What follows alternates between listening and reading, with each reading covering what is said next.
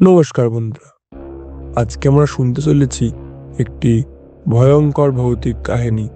নাম শ্মশানের পথ। অচেনা রাস্তায় বর্ষাকালের এক রাত, কলকাতার কাছাকাছি গ্রামের রাস্তায় ভিজে কাদা আর কুয়াশা।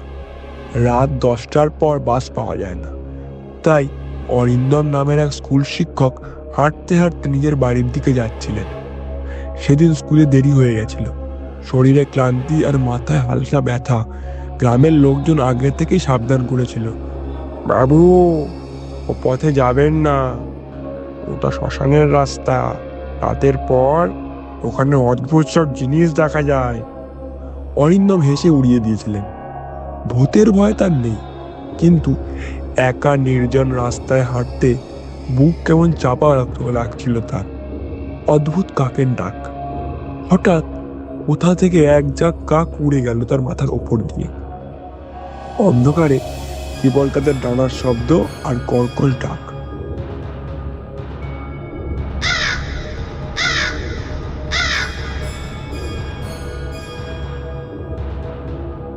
শব্দ হলেও কাকগুলো যেন শুধু তার মাথার ওপর চক্কর কাটছে। অরিন্দম টর্চ জ্বালিয়ে দেখলেন রাস্তাটার পাশে একটা পুরনো বট গাছ, আর তার তলায় ছড়িয়ে ছিটিয়ে আছে শুকনো ফুল, ধূপকাঠি আর আটপোড়া কিছু কাঠ। বুঝলেন এটা শ্মশানের ধারে, শ্মশানের ছায়া। তিনি গতি বাড়ালেন। ঠিক তখনই তার কানে এলো ফিস ফিস শব্দ।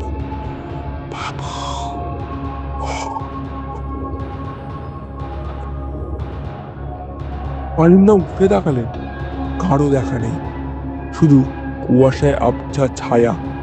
এক পা বাড়াতেই হঠাৎ তার পায়ের কাছে কিছু যেন নড়ল। টর্চ ফেলতেই দেখলেন একটা হাড়, মানুষের হাড়। তার হাত পা ঠান্ডা হয়ে গেল। ঠিক তখনই রাস্তার ওপাশে দেখা গেল একটা সাদা শাড়ি পরা মহিলা দাঁড়িয়ে আছে, লম্বা চুলে মুখ ঢেকে রয়েছে। অরিন্দম সাহস করে বললেন, আপনি এই রাতে এখানে আছেন কেন? কোনো উত্তর নেই। মহিলাটা ধীরে ধীরে মাথা তুলল। চাঁদের আলোয় স্পষ্ট দেখা গেল মুখ নেই, শুধু ফাঁপা গর্তের মতো কালো শূন্যতা। হঠাৎ সে অন্ধকার মুখ থেকে বেরোলো কর্কশ হাসি। অরিন্দম প্রাণপণে দৌড়াতে লাগলেন। পেছন থেকে ষাঁড়ের ঘষাঘষির শব্দ আর হাসি ক্রমশ কাছে আসছিল তার।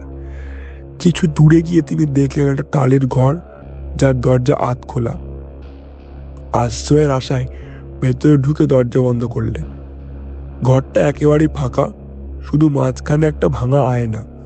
তিনি হাঁপাতে হাঁপাতে নিজের মুখ দেখতে গেলেন, কিন্তু আয়নায় দেখা গেল না তার প্রতিচ্ছবি। সেখানে দাঁড়িয়ে আছে সেই শ্বেত শাড়ি নারী। সে আয়না থেকে ধীরে ধীরে বেরিয়ে আসতে শুরু করলো। অরিন্দম দরজা ভেঙে বাইরে দৌড়লেন, কিন্তু চারপাশে কেবল শ্মশানের ছাই, ভাঙা চিতা আর শ্মশান বাড়ির অদ্ভুত সব ছায়া। দেখলেন চারিদিক থেকে আরো অনেক সাদা শাড়ি নারী, প্রত্যেকের মুখ ফাঁপা শূন্য। সবাই এগিয়ে আসছে তার দিকে। সবাই আবার একসাথে হেসে হেসে উঠল। অরিন্দমের মাথা ঘুরে গেল। পরদিন সকালে গ্রামের লোকজন শ্মশানের পাশে তাকে অচেতন অবস্থায় পড়ে থাকতে দেখলো। শরীর সুস্থ, কিন্তু চোখের দৃষ্টি ফাঁকা।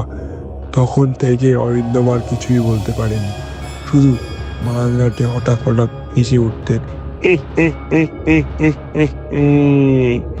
এখনো পর্যন্ত গ্রামের মানুষেরা বিশ্বাস করেন সেদিন শ্মশানের আত্মারা তার আত্মা কেড়ে নিয়েছিল। ধন্যবাদ।